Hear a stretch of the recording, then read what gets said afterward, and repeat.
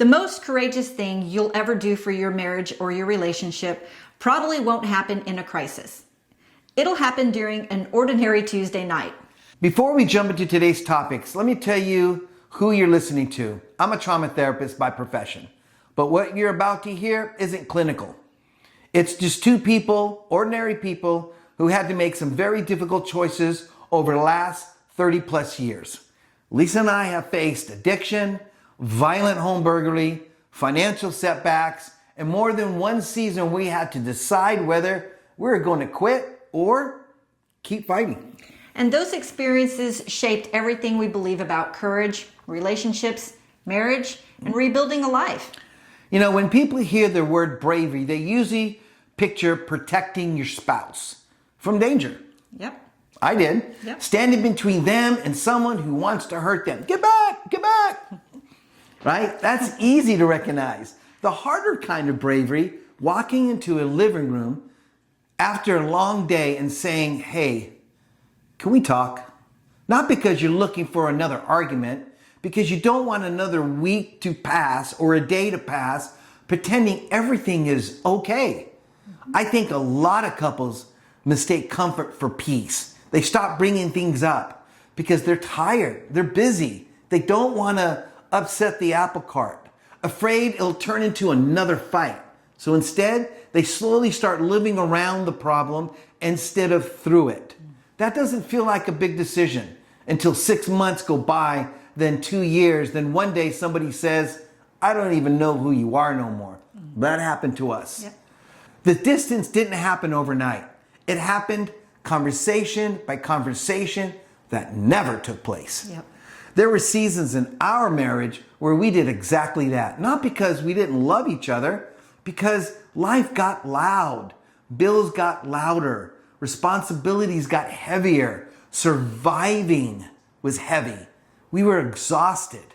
Our marriage wasn't falling apart from one big event anymore. It was being worn down by hundreds of little moments just scraping at our relationship. We kept putting off. And I think women experience bravery a little differently inside of a relationship. Sometimes bravery is admitting, I'm not okay. I mean, we spend so much time trying to keep the family together, manage schedules, take care of everybody else, making sure that birthdays happen, holidays happen, appointments get made, the groceries get bought. Life keeps moving. And after a while, you forget that you're part of that equation too. I mean, there were some times where I convinced myself I'll be fine once this settles down. The problem was something was always coming next. Another bill, another setback, another responsibility. And I kept waiting for life to calm down before we worked on us. And life never asked permission before bringing us another challenge. And eventually I realized if I didn't protect our relationship while life was hard, life wasn't going to do it for us. You know, being a man, I think men carry a different burden. Most of us believe we're supposed to fix things, right? Even though I'm lousy at manually fixing things, cognitively, I like to fix stuff, problem solve. Especially me. Absolutely, especially her. If something's broken, we fix it. Money gets tight, we work longer, find another hustle, work a part-time job. We carry more. We don't realize it. Sometimes our wife doesn't need another solution. She may just need to know that we haven't disappeared from our priorities, that she hasn't disappeared from our priorities. Amen. I remember one season where I thought I was being a great husband. I was working so much. I was trying to build stability, trying to protect our family, trying to solve every financial problem that we had. I was working what I used to call 8 to fame. I wake up before everyone was up, and then back home when everyone was asleep. And then I would pass out. One night, Lisa finally said something that stopped me cold. She said, I miss you. And you're sitting right here. Man, was that like a arrow shot right in the heart. And it hurt. Because, again, she was right. I was physically home, but mentally, I was out. I was somewhere else in entirety. You know, being present takes courage. It does take courage. And one thing that we learned is that bravery inside of marriage or a relationship usually begins with honesty. Not brutal honesty. No, no, no. Not weaponizing honesty. No, no, no. Just honesty. I've been dealing with something and I'm scared. I feel overwhelmed. I don't know what to do. Those aren't signs that your marriage is weak. They're signs that somebody finally trusted the relationship enough to tell the truth. I wish we'd learned this sooner. There were years that we thought protecting each other meant keeping our struggles to ourselves. And looking back, it only made us lonelier, like Mike said. Here's something else. Bravery isn't always saying something. Sometimes it's listening without preparing your defense. Man, oh man, I was a good defender. Didn't even go to law school.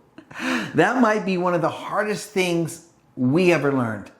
Because when somebody tells you they've been hurt, your brain immediately starts building a case. Yeah, but that's not what I meant. But you don't understand, and I got all this going on. We've both done it, haven't we? Yep. Eventually, we learn something. Understanding each other matters a whole lot more than winning. That's right. Nobody remembers who won an argument. They remember whether they felt heard. That's right. You know, let's be real. Who wants to crawl in bed with someone you have resentment with, hurt from, and feeling they are just against you? Nobody. I don't like that face. I tell you something we still work on. When one of us says, "Can we talk?" the other person doesn't immediately assume that something is wrong. Sometimes it's simply, "I've been thinking, I need your opinion, I've been worried."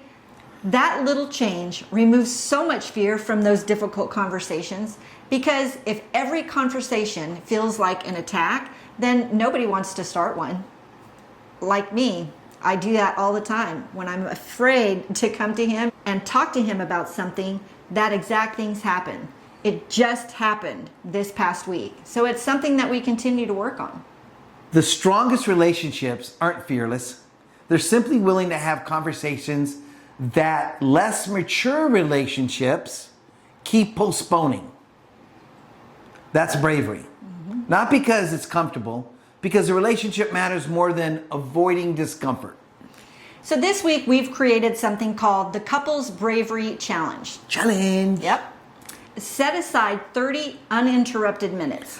You guys can do it. 30 minutes. That means phones off, Oh my gosh. television off, Holy Lord. kids in bed if possible. Possible. Then take turns answering these questions. One person talks, the other person listens only. No fixing, no interruptions, no defending, just listen. Finish these sentences. The conversation I've been avoiding is blank. The reason I've been avoiding it is blank. What I need most from you right now is blank. One thing I appreciate about you is blank. You can say that 3 times. But that's it. Simple, honest, real.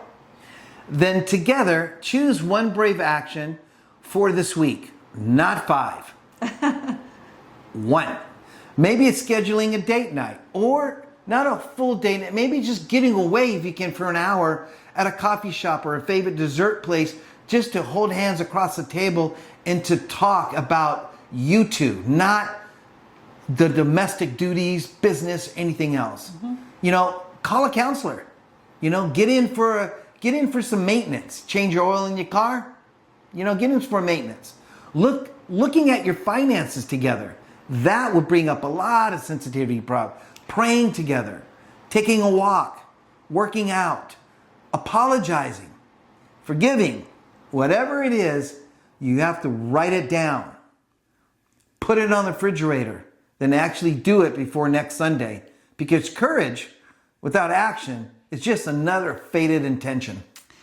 And the couples that we've admired most over the years weren't the ones with the few problems, the small problems, the little things.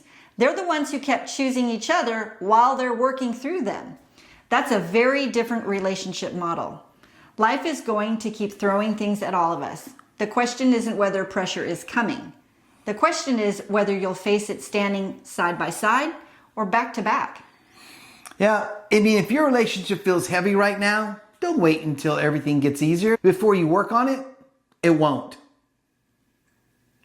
It won't. That's how life works. Be brave enough to have the conversation. Be brave enough to listen. Be brave enough to hold your tone in your mouth. Be brave enough to take one step forward. Be brave enough for each other this week.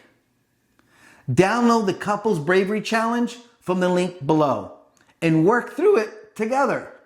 Then come back next week and tell us one thing you learned about each other. Because great relationships and great marriages aren't built in one extraordinary moment. They're built by ordinary couples making brave decisions over and over and over again. So stand firm And never surrender. till next time. See ya.